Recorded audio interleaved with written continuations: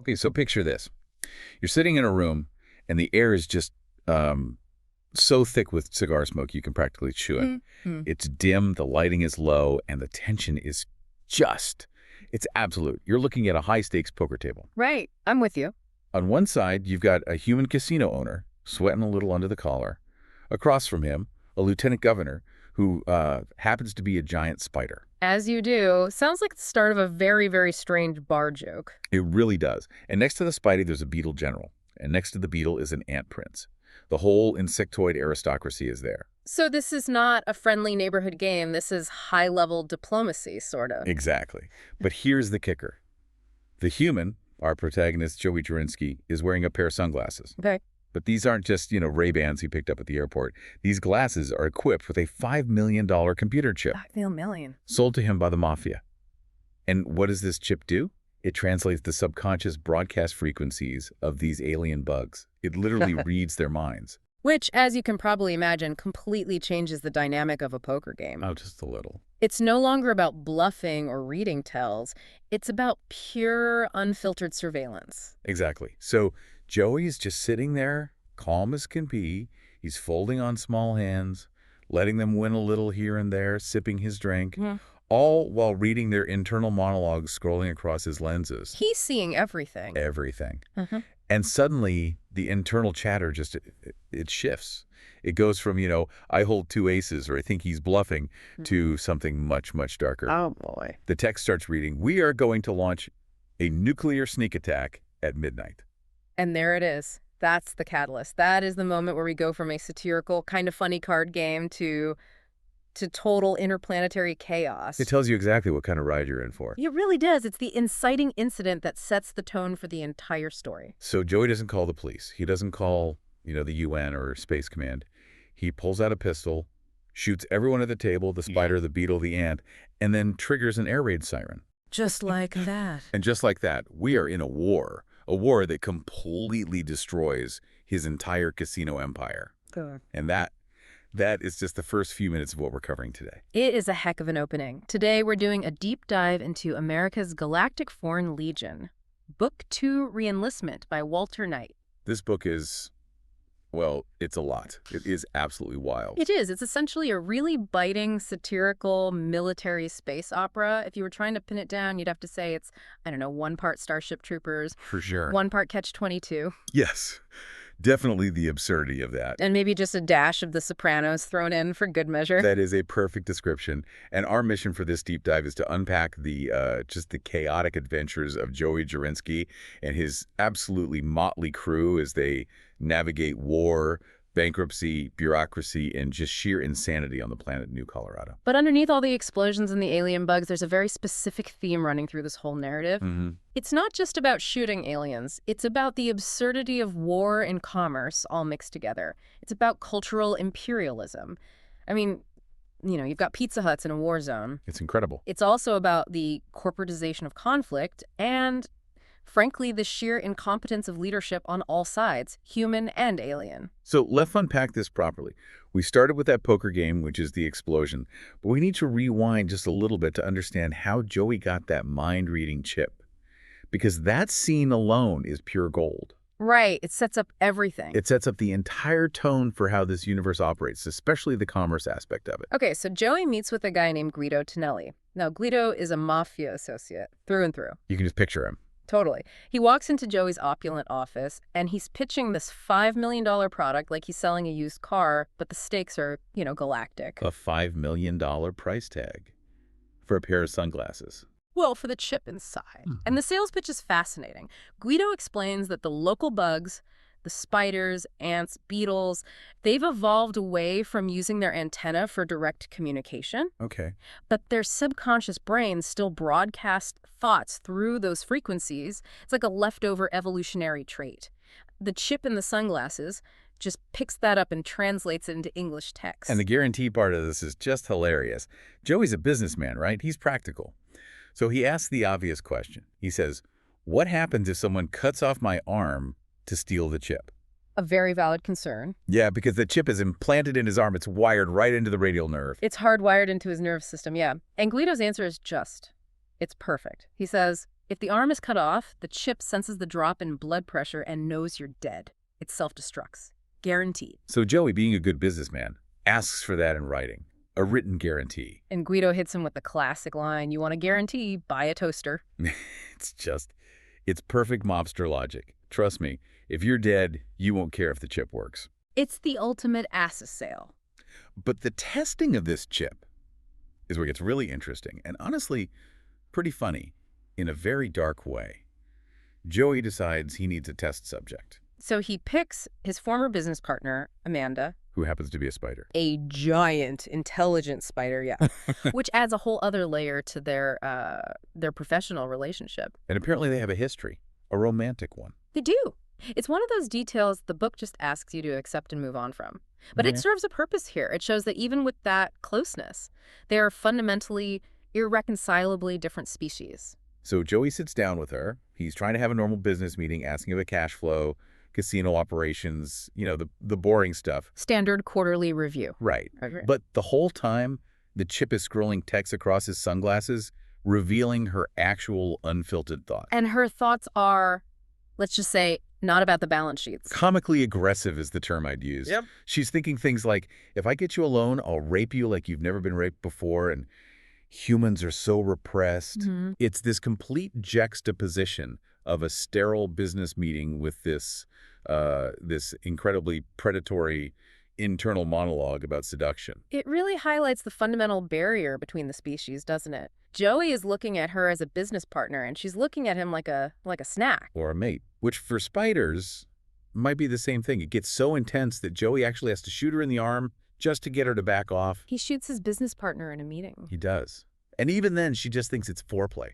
Her internal thought is something like, oh, human foreplay is so violent and interesting. So it's a complete breakdown of communication where the only thing that gets a message across is violence. And that becomes a recurring theme throughout this entire story.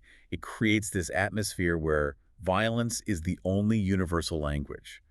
Words fail, contracts fail, diplomacy fails, but a bullet usually gets the point across. Okay, so Joey gets the chip. He's convinced it works. He sets up the poker game we mentioned at the top. He brings in the heavy hitters. Lieutenant Governor, the General, the Prince. He uncovers the plot for the midnight sneak attack, and then he preemptively kills all the alien dignitaries. Which, of course, triggers the war, the 6-Day War, as it comes to be known. 6 days, that's it. The humans win, technically. They manage to repel the invasion. But for Joey, it is a total catastrophic loss. His casinos are nuked. Utterly destroyed. There's a vivid description of the aftermath. It says, being hit by a nuclear blast is like being attacked by a tornado that's on fire. That's a horrifying image. It is.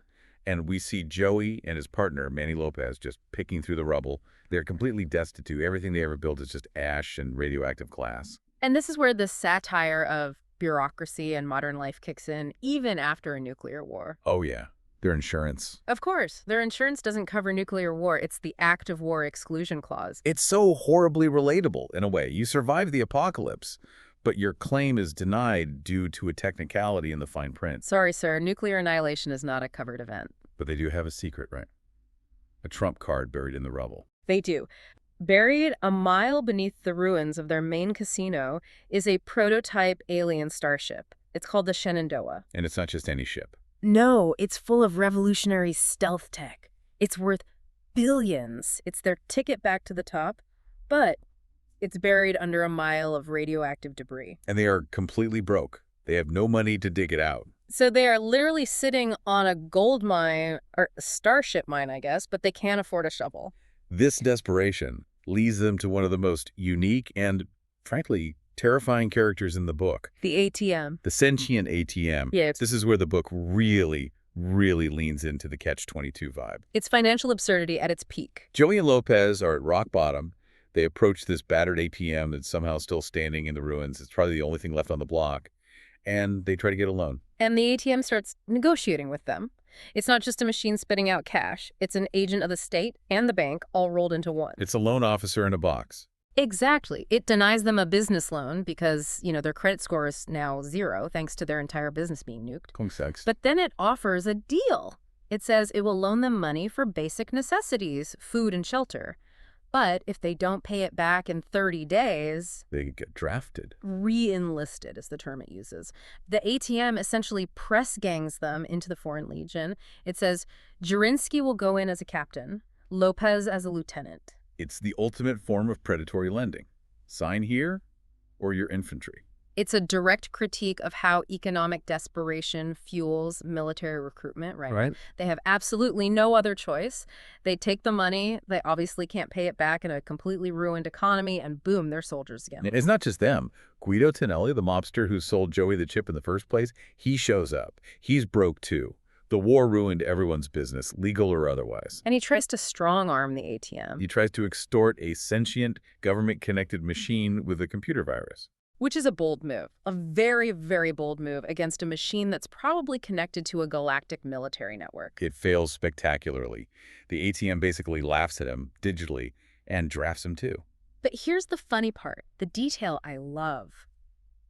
Guido gets drafted as a private. Because he has no valid employment history. Right.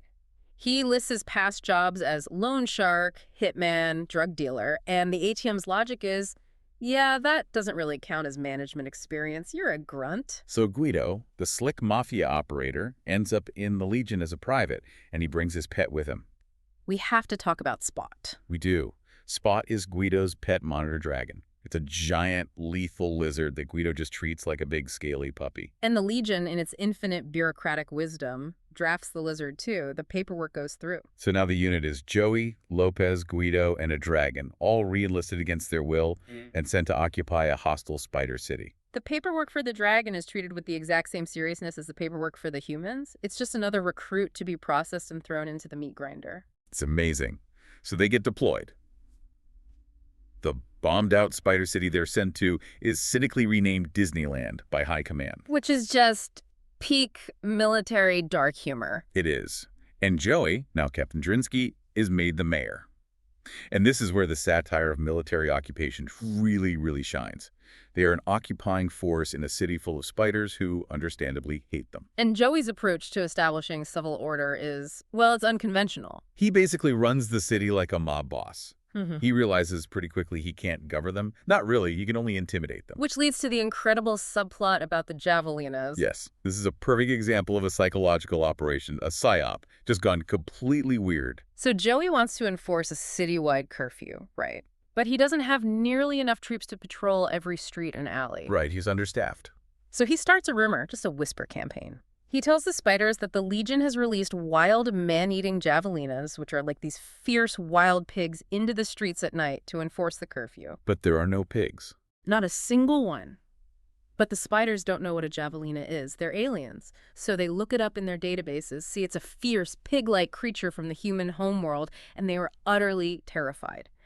It's the fear of the unknown monster. And the funniest part, the part that makes it all work, is that there are bodies turning up. Spiders who break curfew are getting mauled at night. Exactly. But it's not pigs. It's Guido's pet dragon, Spot. Who is just wandering around eating sentries because Guido keeps forgetting to feed him. The dragon's just hungry. But Joey, he sees this and he leans into it. He puts up official-looking signs saying curfew violators will be eaten. It's governance by myth and terror. And it works. It works beautifully. The city is quiet at night, but it can't last. The insurgency starts to get more organized. We get introduced to this character, the Lion of the Forest. He's a spider insurgent leader, a real hardliner. And he manages to kidnap Guido at one point. And Guido, being Guido, immediately tries to cut a deal, in the middle of being held hostage. He's tied up, facing execution, and he tells the Lion, look, I'm La Cosa Nostra, we can do business. We can franchise this. He tries to franchise the mafia to the spider resistance. It's absolutely ridiculous. But it just underscores that theme we talked about earlier. Everyone in this universe is a hustler. The line between soldier, criminal, and businessman is just, it doesn't exist. The whole situation in Disneyland eventually just boils over. It explodes into a massive prison riot. Yeah. And this scene, for me, sums up the entire book. The spiders take over the central prison. The Legion surrounds them with tanks, calls in air support. It's a full-blown siege. And what does Joey do to solve it? He tries to negotiate with Pizza. He calls Pizza Hut. Which is still operating in the middle of a war zone. That's the detail that just gets me every time. The city is bombed out, buildings are crumbling, there are active firefights, but Pizza Hut, is still taking orders. The machinery of capitalism never stops. Joey orders 500 large pizzas with everything. And the delivery spider, this part just blew my mind. The delivery spider shows up, and he's more worried about his tip than the siege. He's driving his little delivery vehicle into an active war zone. Tanks are firing, explosions are going off all around him, and he's complaining about minimum wage and the possibility of getting stiffed on the tip. It's the absolute banality of commerce in the face of total destruction. The war doesn't stop the economy. It just makes the delivery route a little more dangerous. But the negotiation fails. The spiders, they don't surrender for pepperoni. So Joey goes to plan B.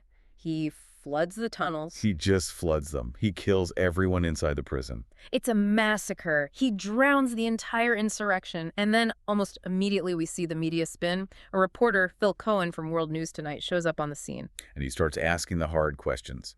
Captain, is this another massacre? Why did you use tanks against what you initially called rioters? And Joey's defense is basically, well, they started it.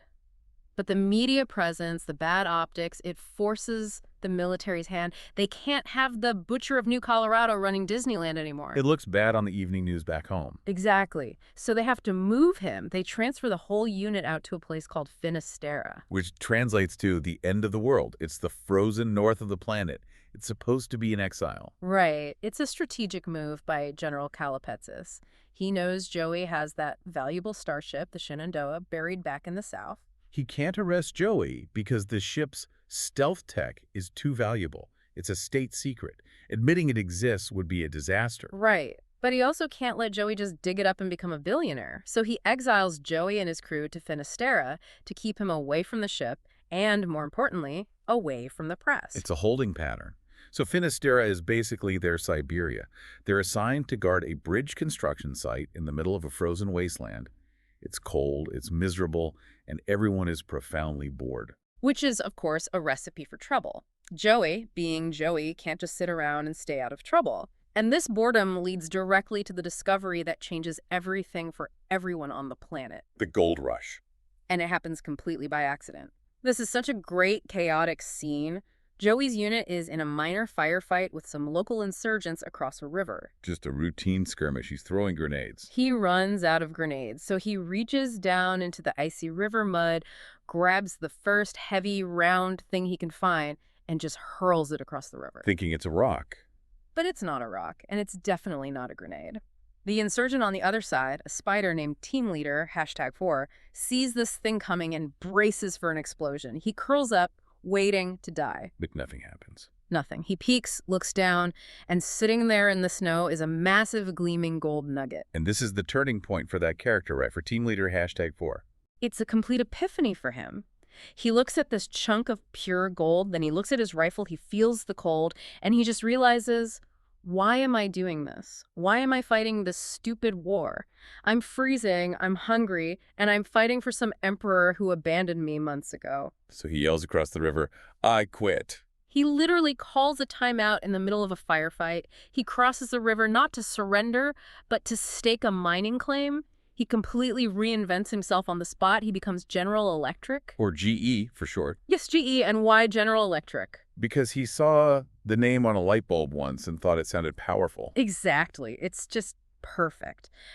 And his first act as General Electric isn't to start a new insurgency. It's to sue the Legion for claim jumping. He hires a lawyer. Again, we see that immediate transition from warfare to litigation. One minute they're shooting rockets at each other. The next they're filing motions in court. It's just another form of conflict. But when the lawsuit inevitably fails, because, the Legion has sovereign immunity, GE pivots again. He turns to good old-fashioned crime. He robs a bank. And this leads to the visual that I just love, the dye pack. The exploding dye pack. GE gets blasted point blank with indelible purple dye. It's permanent. So now you have this once feared spider special forces commander running around the frozen north with a bright purple face. And he tries to cover it up with paint, right? Yes. He buys some hardware store paint, a color called speckled Junebug green. It sounds like a bad nail polish color from the 70s. It looks even worse on a giant purple spider. It's Wow. just this hideous, mottled mess. But this whole gold rush thing brings us to the next major phase of the story. The insurgency reinvents itself. GE teams up with a new fanatic. the Emperor of the North. This Emperor guy is a true believer. He's an ideologue. He wants to drive the human pestilence off the planet, restore the old ways, all of that. But GE is purely pragmatic at this point. He's a capitalist now. He just wants money. And this tension between ideology and pure greed, it drives the rest of the plot forward. They decide they need a high-value target, so they go after Ralph Gobind Singh. Singh is the owner of the Singh Mining Corporation. He's the guy who's moving in to exploit the new gold rush. He's the ultimate capitalist on the planet. And they ambush his convoy. The weapon they use is just. It's both terrifying and absurdly comical. It's a grenade with a parachute attached to it. A slow-motion grenade. It just drifts down from the sky, slowly, elegantly, and then blows a huge hole in his armored limo. It's such a strange image. So they kidnap him. And then they have a debate about what to blow up next to make a statement. And this is where the satire of American cultural imperialism really, really hits home for me. Oh, absolutely. The Emperor wants to hit symbolic economic targets. His first suggestion is Kentucky Fried Chicken. And GE shuts him down. He refuses. He says, no way, I like their food. He's a fan of the Colonel's secret recipe. So then the Emperor suggests Taco Bell.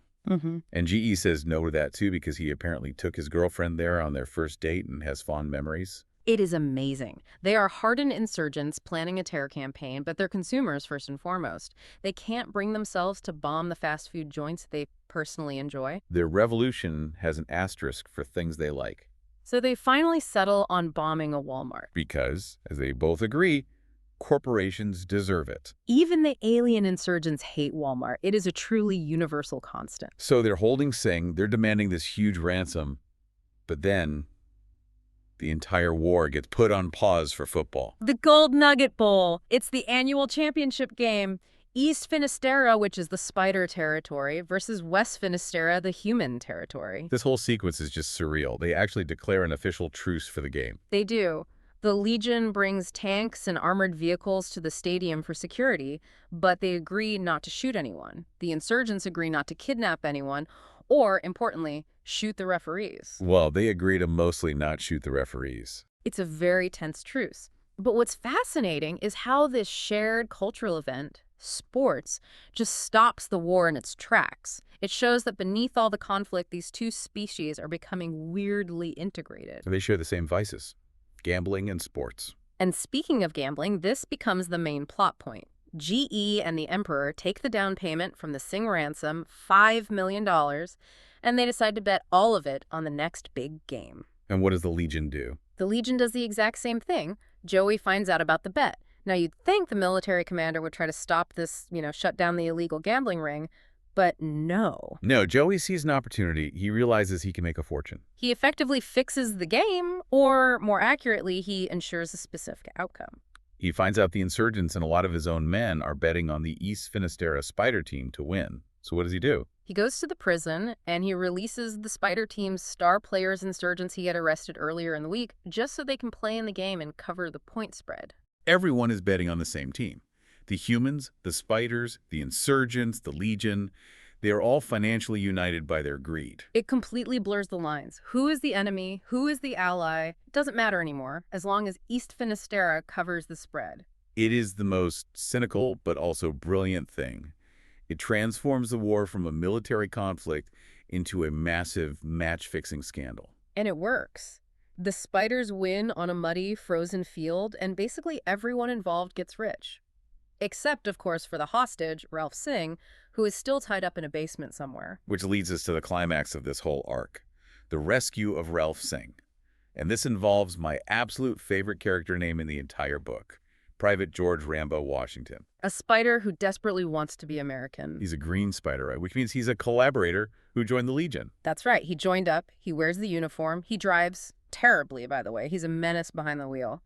But he is obsessed with human culture, or at least his warped understanding of it. And he is particularly obsessed with two spider prostitutes, Pam and Fran. Who are sisters. Yes, this whole love triangle, or I guess love square, is just bizarre. In his mind, it's a grand romance. In their minds, he's just another customer. But he is convinced it's true love. And one night, he sees Pam and Fran entering a house in the insurgent-held part of town with some other spiders. And he immediately assumes the worst. He thinks they've been kidnapped. Right. He thinks they're being held against their will. So he decides to launch a one-spider rescue mission. He invokes what he calls a vendetta. He steals the Legion's main armored car with Guido Tonelli inside, who is just trying to do vehicle maintenance. Guido is just along for the ride, screaming for his life the whole time, and Washington floors it, crashing the armored car straight through the wall of the house. He bursts in screaming, "I'm here to save you." And it turns out it's just a party. Pam and Fran are there voluntarily, and here is the incredible, chaotic twist. Ralph Singh, the billionaire hostage, is actually being held in the basement of that same house by the Emperor of the North. So Rembo Washington, in his fit of jealous rage, accidentally crashes into the secret insurgent headquarters. He kills the Emperor of the North purely by accident during the chaos of the crash, and then in the rubble, they find Singh. And Singh, having been blindfolded for weeks, has no idea what really happened. He just thinks this was a brilliant, incredibly precise military raid. He's ecstatic. He's telling them, "That was the most amazing rescue I've ever seen. I will make you millionaires." He has no idea that his hero was just a jealous boyfriend crashing a party he wasn't invited to. It fits the theme of the book so perfectly. Competence is purely accidental. Success is just a random byproduct of chaos. Exactly. The hero of the story is a stalker who can't drive. The main villain dies not in a blaze of glory, but because he happened to be in the wrong living room at the wrong time. So Singh is saved. The insurgency leadership is decapitated. What happens to our friend G.E.? General Electric survives, of course. He always survives. He's like a cockroach. He escapes underground and disappears for a while. And Singh finds his gold, the reason he was there in the first place. He does. And the ultimate irony, while digging the foundation for a new 7-Eleven again, commerce always returns, he hits the mother lode, the biggest gold vein on the planet. So the pure capitalist wins in the end. As is tradition. But Joey Czerinski has one last loose end to tie up. The gambling money from the football game. Right. He and his men won big. Joey travels to the city of New Memphis to collect their winnings from the bookies.